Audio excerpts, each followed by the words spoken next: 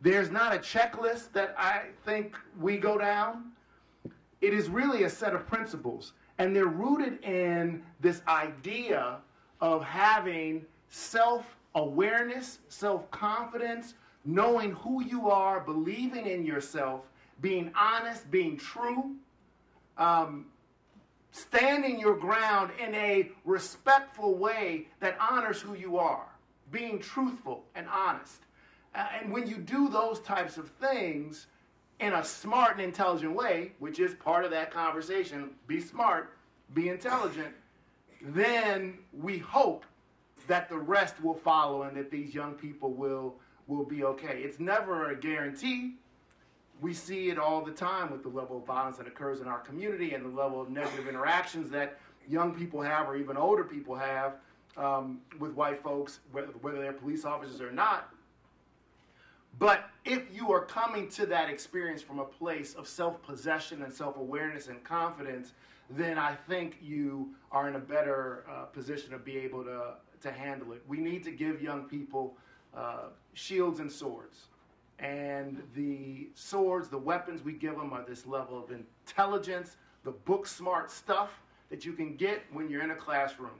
But we also have to give them shields, shields that protect them. And that's the self-confidence, that's the self-possession, that's the self-awareness. I went to St. Ignatius, as Kennard mentioned, and I remember when I was a freshman in high school at Ignatius, I was running for freshman class president, and I was going around shaking hands. And I went up to this one guy. I still remember his name. I will not say it because he's still around, and I don't want to embarrass him too much, although I've had a talk with him. But I went up to him, and I said, "Hey, I'm Tim King. I'm running for freshman class president." And he looked at me, looked at my hand, and wouldn't shake my hand and walked away.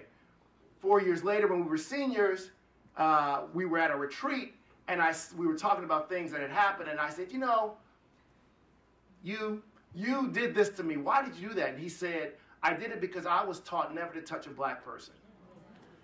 Now, I was able to survive this guy not shaking my hand, and I won the election, as well as survive 4 years at Ignatius and, life, not because my dad ever had a talk to me, this is what you do when a white person doesn't shake your hand. It's because my father and my mother and plenty of people in my life had direct, subtle, overt, and as well as covert and indirect conversations with me about who I am and what it meant to be a black man, and how I needed to be aware, self-possessed enough to be able to say, I don't care who shakes my hand or doesn't shake my hand, I'm still going to do what I'm going to do.